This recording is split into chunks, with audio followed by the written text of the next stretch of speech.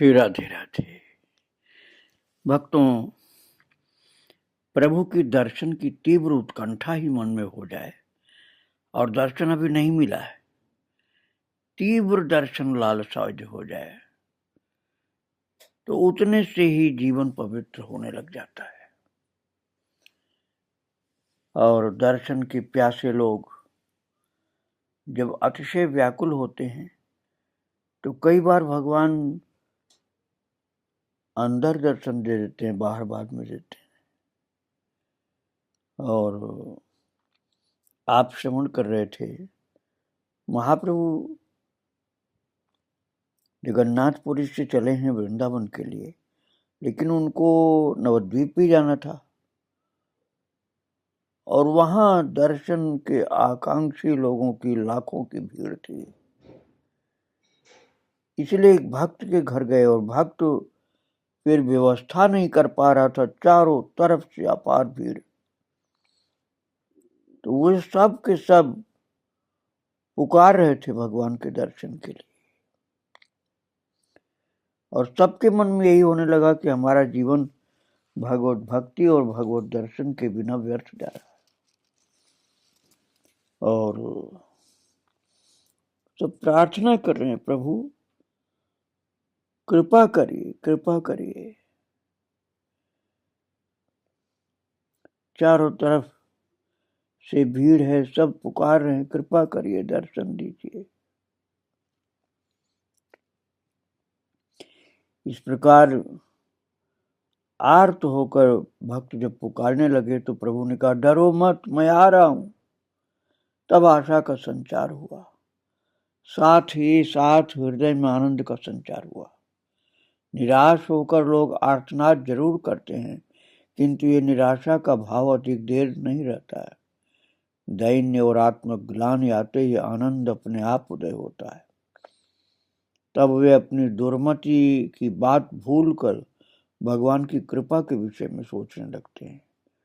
श्री गौरांग के दर्शन से सभी को भगवान की करुणा की बात याद आती है। भगवान हमारी दुर्मति देखकर दुखी होकर अपनी वंशी और पीतांबर दूर फेंककर डोर कौपीन धारण कर हमारे बीच आए हैं। भगवान ऐसी दीन अवस्था में क्यों आ रहे हैं? इसका कारण ये है कि इस बार उनका अवतार सुख का नहीं, दुख का अवतार है। इस बार उन्हें चूड़ा और वंशी कैसे शोभा देगी, इसलिए कौपीन धारण कर लिया है, करुआ लिया है और वंशी वादन छोड़कर हरि ध्वनि का आश्रय लिया है। इसलिए हास्य, कौतुक और क्रीड़ा छोड़कर एकमात्र रोदन को संबल बनाया है। इस अवस्था में स्वयं आकर अभय दे रहे हैं, कह रहे हैं, भय कैसा, मैं हूं तो। यम तुम लोगों का क्या करेगा, यम तो मेरा ही भृत्य है।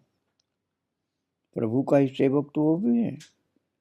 महाराज, द्वादश महाभागवत में धर्मराज का भी तो नाम, वही तो यम है। तो प्रभु ने कहा, तुम लोगों ने अपराध किया, इससे परेशान क्यों हो? मैं उसका सहज उपाय बताता हूं। मुख से कृष्ण कहो, समस्त अपराध नष्ट हो जाएंगे। देखो, तुम लोग दुर्बल हो, साधन भजन नहीं कर पाओगे, इसलिए मैं तुम लोगों की सुविधा के निमित्त हरिनाम लेकर आया हूं। इसे मुख से कहो, गाओ, जगत में बांटो, समस्त अपराध नष्ट होंगे और अंत में मुझे पा जाओगे। तो जो लोग भगवान की दया के सागर में डूबे हुए हैं, वे सोच रहे हैं कि स्वयं वही पूर्ण ब्रह्म सनातन उन लोगों को गोलोक धाम ले जाने के लिए उनके सम्मुख सन्यासी रूप धारण करके खड़े हैं। इससे उन लोगों का भय दूर हुआ है, आशा जगी है, दुख दूर हुआ है, आनंद आया है। इसलिए लोगों के मन का वही भाव हो गया है, जिसे भाव से प्रभु स्वयं रथ के समय जगन्नाथ के आगे खड़े होकर उनकी ओर देखते हुए ताल ठोंक रहे थे। लोग सोच रहे हैं कि बड़ा ही आनंद है। हजार हजार महाराज टोलियां बन गई और उसी प्रकार लाख लाख लोग हाथ उठा करके बोल रहे हैं सब, अब भय नहीं है, अब प्रभु का आश्रय मिल गया। इस भाव से विभोर होकर नृत्य कर रहे हैं। भक्तों, गौर लीला का दृश्य बड़ा सुंदर था, और चाहे किसी भी वर्ण का हो, चाहे किसी जाति का हो, महाप्रभु ने किसी का भी भेद नहीं किया। महाप्रभु तो सबके थे, हैं भी, इसलिए किसी के लिए भेद नहीं किया। यहां तक कि मुसलमान भी उनके शरण में आए तो उनको स्वीकार किया। और सबके हैं ना, वो किसी जात, किसी वर्ण, किसी आश्रम के ही नहीं, सभी के हैं। यहां तक कि महाराज विधर्मी म्लेच्छ कहलाने वाले लोग भी उनके चरणों में आए और भगवान ने उनको स्वीकार किया। जीव मात्र था सागर में गोते खा रहा है, किंतु भगवान की माया कुछ ऐसी है कि वो अपना दुख अनुभव नहीं कर पाता। जिसको श्वास रोग है उसे धीरे धीरे लगेगा कि उसे पीड़ा जनित विशेष कष्ट नहीं, किंतु श्वास रोग ठीक होने पर समझ पाएगा कि वो अभी तक कैसे दुख में समय बिता रहा था। इसलिए मनुष्य हंसता खेलता घूम रहा है, मानो उसे कोई दुख नहीं। उसका किसी भी क्षण सर्वनाश हो सकता है, इसका उसको एहसास भी नहीं। किसी भी जीव को किसी भी क्षण दारिद्र्य, पीड़ा, अपमान और शोक हो सकता है, किंतु लोग माया से मुक्त होकर मानो उनको कोई दुख या चिंता ही नहीं, इस अंदाज में जगत में विचरण कर रहे हैं। फिर भी उनके हृदय की गहराई में गंभीर दुख शोक की लहर सर्वदा चलती रहती है, जिसका बहुत बार उन्हें स्वयं भी पता नहीं होता। ऐसी अवस्था में इस जीव को विश्वास हो जाए कि वो मरेगा नहीं, मरकर भी जीवित रहेगा, उसके एक अति संपन्न परम सुहृद हैं, जो उसके समस्त दुखों का मोचन एवं समस्त आशाओं की पूर्ति करने के लिए तत्पर है। तब उसकी पूर्व की उपायहीन अवस्था सूर्य के समान हृदय में प्रकाशित होती है। इसका परिणाम ये होता है कि जिस व्यक्ति को किनारा नहीं मिल रहा था, उसे किनारा मिल गया। वह आनंद में उन्मत्त हो जाता है और मनुष्य हृदय में भगवत कृपा के साथ कभी कभी दंभ और अहंकार भी उसको दुख देने लग जाते हैं। भक्तों,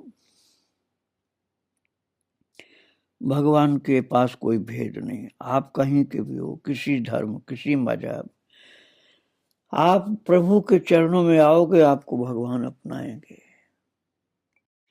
जब तुम्हें ज्ञात हो कि तुम त्रिताप से जर्जरीभूत हो और इस दुख की बात सोचकर तुम्हारे नेत्रों में जल आए, तभी समझना कि तुम्हारे ज्ञान का अंकुर फूटा है।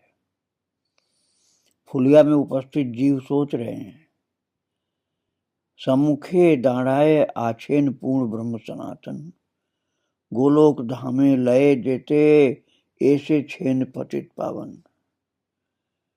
हमारे सम्मुख भगवान आए हुए हैं गोलोक धाम से, इसलिए असंख्य लोग उन्मत्त होकर नृत्य कर रहे हैं।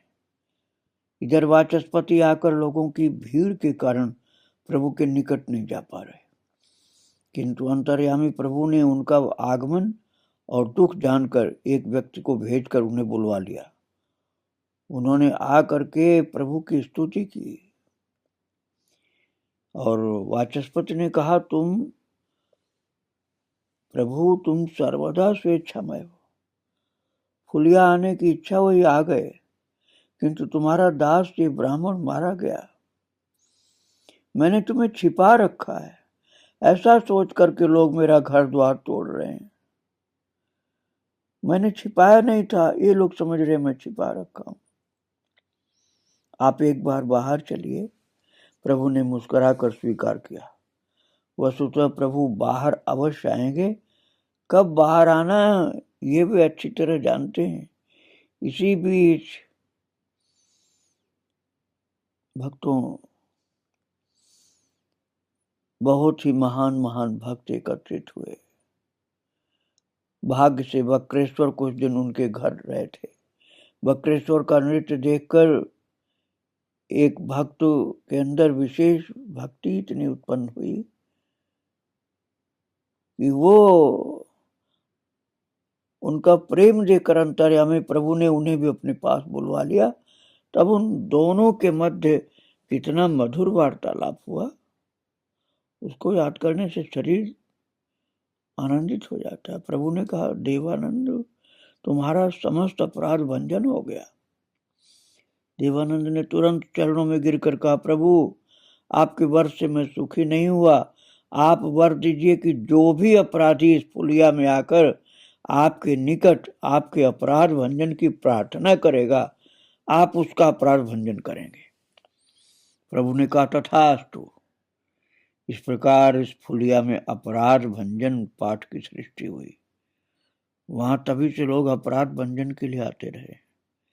जो भगवत भक्त हैं वे हमेशा ही जीवों के दुख से व्यथित रहते हैं।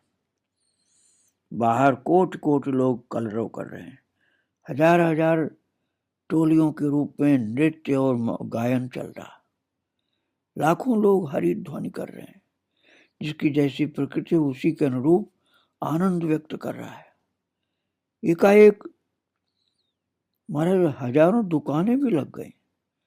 दुकानों से नाना प्रकार के सामान खरीदे जा रहे हैं, कुछ प्रभु के लिए और कुछ वितरण के लिए।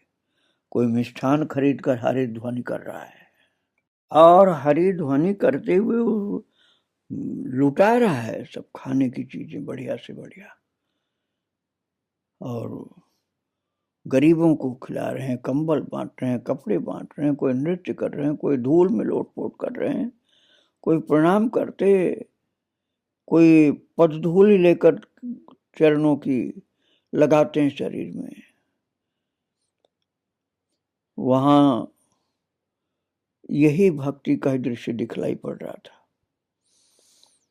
और सभी के चित्त आकर्षित करने लगे प्रभु। महान भक्ति का दृश्य था। श्री गौरांग के साथ यदि किसी को कोई बात होती तो उसे लेकर चर्चा होती और वो बात उसी गोष्ठी तक ही रह जाती। इस प्रकार बहुत सी बातें ऐसी रह गई। कभी कभी ऐसा हुआ कि किसी के साथ गौरांग का प्रसंग उठा, तुरंत वो व्यक्ति बोल पड़ा, गौरांग, प्रभु की हमारी गोष्ठी के प्रति करुणा थी क्योंकि हमारे घर बैठे थे, या इन्होंने गोष्ठी के किसी एक जन से बात की थी। निमाई ने अध्ययन आरंभ किया, तब उनके सहपाठियों के समझ में आया कि उनके साथ किसी की भी किसी प्रकार की स्पर्धा नहीं चलेगी। उस समय के छात्रों में सर्वप्रधान दीधित ग्रंथकार का अनुभव, रघुकुल के रघुनाथ के साथ श्री गौरांग प्रभु की बाल्यकाल की प्रीति एवं बहस के संबंध में आपको पहले बाल लीला में सुनाया जा चुका है कि नैयायिकों के बीच चर्चा चल रही थी। तो गौरांग के साथ रघुनाथ का तर्क चल रहा था और सामान्य लक्षणा के संबंध में रघुनाथ के मुख से गलत तर्क सुनकर प्रभु ने विद्रूप करते हुए रघुनाथ के आगे बोला था समाधान। इस प्रकार प्रभु अपने जन्म से ही नवद्वीप वासियों के चित्ताकर्षण करते आए हैं और भारतवर्ष में कलिकाल में गौरव के स्वरूप माने गए भक्तों। प्रभु के संन्यास लेकर चले जाने के पश्चात उनके विपक्षियों का द्वेष भाव समाप्त हो गया। यहाँ तक कि ऐसा भी हुआ कि प्रभु के सन्यासी होने के बाद उनमें जो जितना द्वेष रखते थे वो उतना ही रोए कि हम कितने भूल में थे। इसलिए जब प्रभु फुलिया आए तो नवद्वीप में कोई भी नहीं रहा, सभी प्रभु के दर्शन करने के लिए आ गए। यहाँ प्रभु ने 7 दिन रुककर सभी को खूब दर्शन का आनंद दिया और रात दिन लोगों ने प्रभु के साथ नृत्य किए, कीर्तन किए। और भक्तों, प्रभु ने कृपा करके इन सब भक्तों के बीच में नृत्य किया। प्रत्येक को ऐसा लगा कि प्रभु ने उसका विशेष आदर किया, उसके प्रति विशेष कृपा दिखाई। उस समय नवद्वीप पुरुषों से प्राय शून्य हो गया था, सभी इस पार हैं और उस पार पंक्तिबद्ध होकर लाख लाख स्त्रियां खड़ी हैं। वे इस पार के कोट कोट लोगों का नृत्य देख रहे हैं, दूर से कलरव सुन रही हैं। मध्य में गंगा मैया के होने से पार तो नहीं कर पा रहे, लेकिन दर्शन कर रहे थे लोग। और शची और विष्णु प्रिया उस पार हैं। यहाँ गंगा की चौड़ाई कम होने के कारण उस पार की स्त्रियां इस पार के लोगों का समस्त दर्शन कर पा रही थी। यहाँ तक कि ध्यान से देखने पर एक ओर के लोग दूसरी ओर के लोगों को कुछ कुछ पहचानने भी लगे। तो फिर प्रभु की एक विशेषता भी थी कि ऐसी कृपा उन्होंने कर रखा था। लाखों लोगों के बीच खड़े होने पर भी सभी के मस्तकों से कम एक बालिश ऊपर प्रभु का मस्तक दिखाई देता था। जीवों को दर्शन सुलभ कराने के लिए प्रभु ने ऐसी देह धारण की। वास्तव में उनका श्रीअंग महापुरुषों की भांति 4.5 हाथ लंबा था। इसलिए प्रभु लाखों लोगों के मध्य खड़े होते तब भी उनको दूर से अच्छी तरह देखा जा सकता था। श्री सची और श्री विष्णु प्रिया भी उस पार से प्रभु को भली भांति देख पा रही थी। अंत में प्रभु ने इस फुलिया के 3 लोगों से विदा ली। भक्तों, जो प्रेमी थे 3 तो क्या बहुत से ऐसे थे जिनसे विदा ली और भाव विभोर विदाई दिए। प्रवास के कारण बहुत दिनों से प्रियतम के दर्शन नहीं हुए। वे घर आ रहे हैं, ये जानकर प्रिया को जो आनंद हो रहा है उसे भावोल्लास कहते हैं। इस भावोल्लास से प्रिया के मन में जो भाव तरंगे खेलती हैं वो अद्भुत हैं। प्रिया अपनी सखी से कहती, सखी मेरे प्रिय जब मेरे आंगन में आकर खड़े होंगे तब मैं क्या करूंगी बताओ। सखी ने कहा, तुम ही बताओ। तो प्रिया कहती, सुनोगी मैं क्या करूंगी। जब आंगन में आकर खड़े होंगे तो मैं मुंह फेर कर उनके प्रति कटाक्षपात करके थोड़ा सा मुस्कुरा करके चली जाऊंगी। और ये भक्तों प्रणयिनी की बातें हैं, गंभीर संकेत मात्र से समझाने की कोशिश है। और भगवान के प्रति तो सभी का संबंध होता है। तो महाराज बहुत भाव के साथ इन लोगों का एक एक विचार बन रहा है। श्रीमती को अचानक लगा कि वे आ रहे हैं। कहती, ललिते सुन रही हूं कि बंधु वृंदावन आ रहे हैं। ये बिल्कुल वृंदावन की घटना उनको वहां पर लग रही है। और बंधु के आने पर मैं पहले क्या करूंगी सुनो। विद्यापति कहते हैं, जब हरि आओ गोकुलपुर घरे घरे बजाओ जय तूर। अर्थात ललिते बंधु के वृंदावन आने पर मैं घर घर जाकर तुरही से घोषणा करूंगी कि मेरे बंधु वृंदावन आए हैं। ऐसे ही समझो उनका भाव हो रहा था वृंदावन की गोपियों जैसा। और इस समय श्री कृष्ण कहाँ और श्रीमती राधा कहाँ। जीवों के भाग्य से श्री गौरांग हमारे काफी निकट है। तो कृष्ण राधा वाला भाव गौरांग के साथ भी हो रहा है। और शची के दुलाल विष्णु प्रिया के वल्लभ शची और विष्णु प्रिया के नयन गोचर हुए। श्री गौरचंद्र की अवहेलना मत करना। यदि तुम उनको प्राणों का प्राण नहीं कह सकते तो तुम्हें कहना होगा कि उन्होंने वृंदावन का संवाद लाकर जीवों को आश्वस्त किया। जीवों को उनको गोलोक ले जाने के लिए संन्यास रूपी कठोर व्रत रखा है। भक्तों ये खबर मिली है माता को कि विजयादशमी के दिन प्रभु देश की ओर शुभागमन करेंगे। ये शची और विष्णु प्रिया जान चुकी हैं। विष्णु प्रिया दिन दिन एक एक दिन गिन रही हैं, बीच बीच में भूल जाती हैं कि उनके वल्लभ सन्यासी हैं। अब वो सन्यासी हैं, अब सन्यासी की मर्यादा में दूर रहेंगे उनसे। उनके मन का स्वाभाविक भाव यही है कि पति प्रवास पर गए हुए थे, अब घर वापस आ रहे हैं। फिर उनको याद आता नहीं, घर नहीं आएंगे, वो तो सन्यासी हैं। वे मन का समस्त दुख उघाड़ करके इसी भाव की बात अपनी प्रिय सखी कांचना से कहकर अपने मन को शांत कर रही है। तो कहती सखी की लागी बोलो ना, आनंद धरे ना अंग कांपे थर थर। अर्थात मैं कैसे बोलूंगी, मेरा तो अंग थर थर कांप रहा है। आनंद जरूर है लेकिन मैं तो बहुत दूर से ही दर्शन कर पाऊंगी। प्रभु वाचस्पति के घर आए। शची और विष्णु प्रिया को यह संवाद मिल गया। जाने की आज्ञा नहीं थी, समय भी नहीं मिला, इसलिए नहीं जा पाई।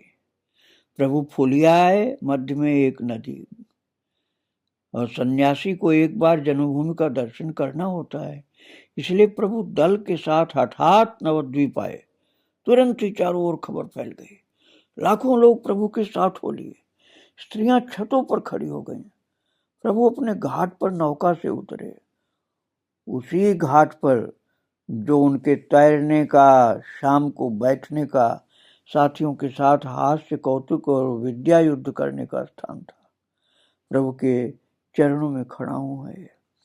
वे धीरे धीरे नदी के गर्भ से किनारे पर आए। शुक्लांबर ने आकर प्रणाम किया। प्रभु अपने परिचित वृक्ष, लता, घर आदि को देखते देखते चलने लगे। क्रमशः निज गृह के सम्मुख आकर खड़े हुए, उसी जगह जहां 6 वर्ष पूर्व वे गया के गदाधर चरण कमलों का वर्णन करते करते मूर्छित होकर गिर पड़े थे। प्रभु का शची के साथ अन्य स्थान पर पहले मिलना हो गया था। माता गई थी उस पर मिलने। श्रीमती विष्णु प्रिया के साथ बस यही एक बार मिलन, केवल एक बार। वे क्या स्वामी के पास जाएंगी?